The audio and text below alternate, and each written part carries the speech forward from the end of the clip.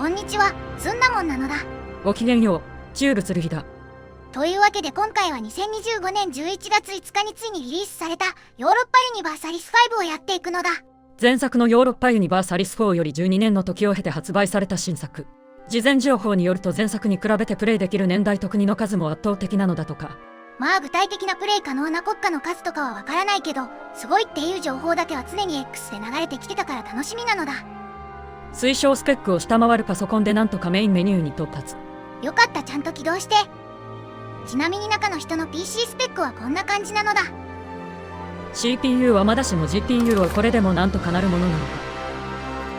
スペックの話はこの程度にして早速新しいゲームを始めるのだ。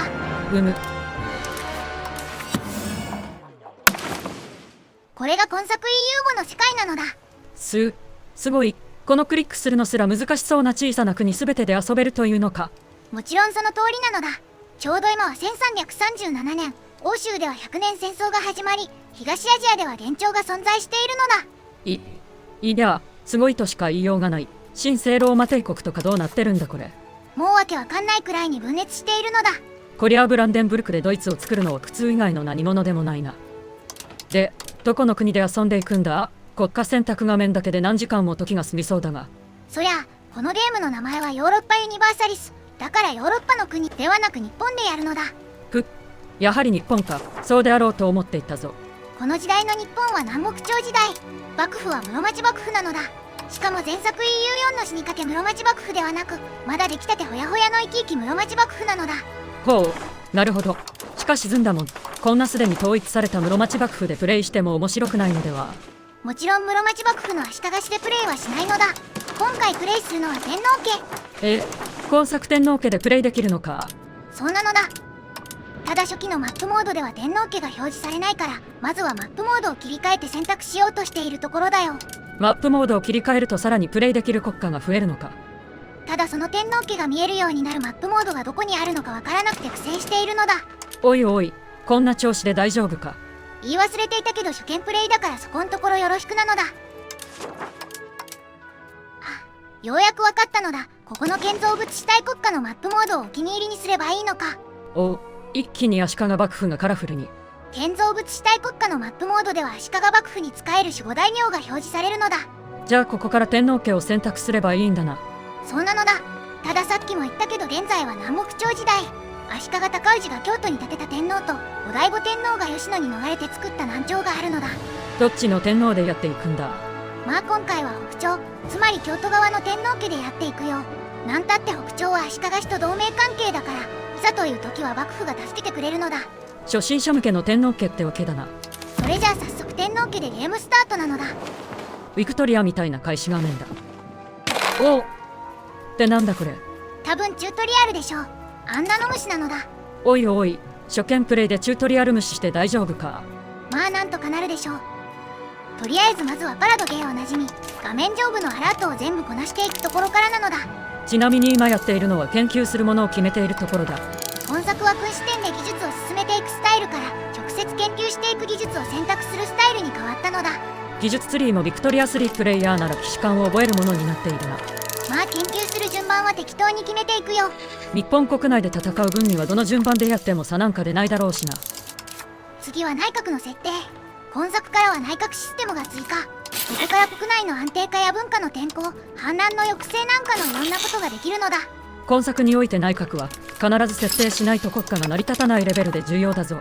ただまあ今は特に内閣の役人に割り当てる仕事もないから適当に遊ばせておくのだ。外交面では後醍醐天皇率いる南朝に諜報網を構築するよ。今作でも戦争を起こす際は諜報網、請求権の捏造、宣戦布告の順番なんだな。そうなのだ。 EU4 から変わりまくってる EU 語だけど、この流れだけは変わってなくて安心するね。その次は王室の改革。なんだそれ。前作 EU4 でいうところの階級の特権みたいなものかな。国家にバフをつけられるから良さげだと思ったものを選択してみるのだ。今回は専制政治を選択したな。君主力に 10% のバフなのだ。まあ君視点で何ができるかは編集中の今でもよくわかってないけど。そしてあとは施行していない法律を設定するのだ。検閲法についてか。厳格な検閲を行うか行わないかで得られるバフ。でバフが変わるからこれも適当なのを選ぶぞ。今回は革新主義が上昇する検閲なしを制定するのだ。検閲法以外にも科挙を廃止するか運用継続するかも決められるぞ。引き続き運用を選択。そんで最後はライバル国家の指定だが。まあどこでもいいよ。ライバル指定したところで体感そんなに変わらなかったし。ああ、そうなのか。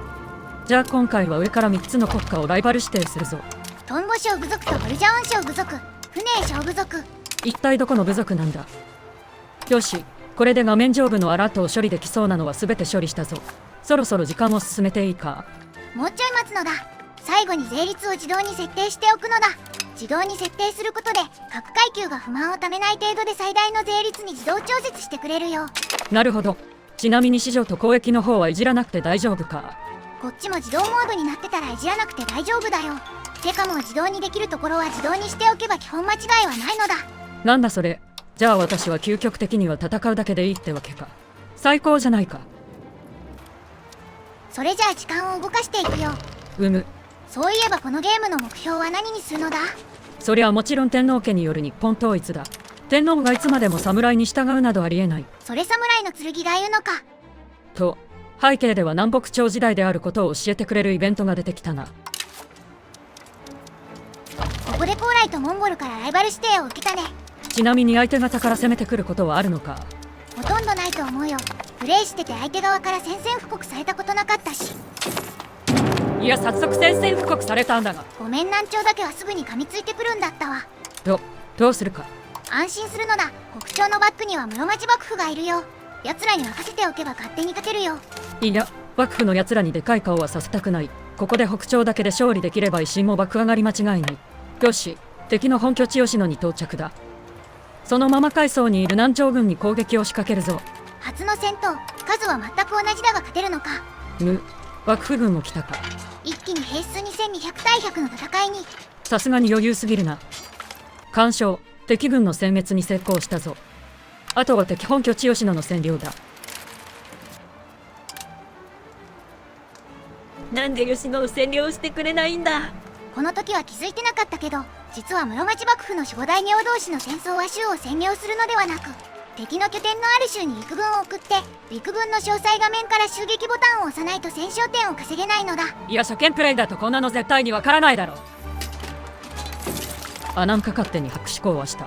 これは確定ってわけじゃないんだけど、本作から戦争が膠着状態になると勝手に白紙講はするようになったっぽい。どうなんだろうな。まあどっちにしろ南朝を滅ぼせるチャンスをみすみす見逃してしまったんだがな。安心するのだ。本作 EU 後は停戦期間が短いのだ。そうなのか。停戦から1年後には今度はこちら側から南北朝時代の開戦自由を使って宣戦布告なのだ。よし、今度こそ南朝を倒すぞ。敵軍はいないようだ。ならば襲撃するのに。時間を動かしたら襲撃できた。戦勝点も一気に上昇。素晴らしい。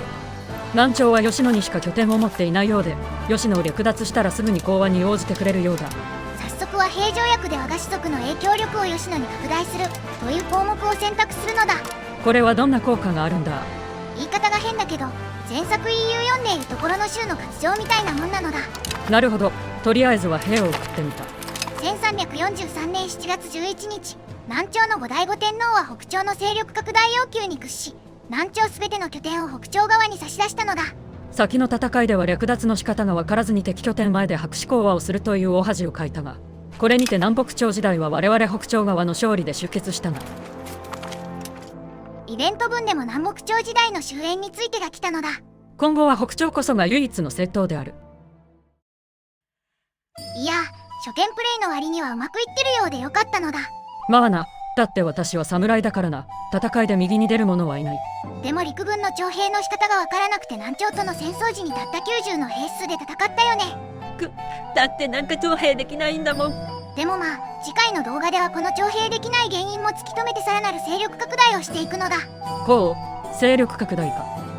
というわけで次回応仁の乱なのだ。応仁の乱だとついに戦国時代か。それじゃあ次回もお楽しみになのだ。私も今から楽しみだ。あとついでにチャンネル登録もよろしくなのだ。それではさらばだ。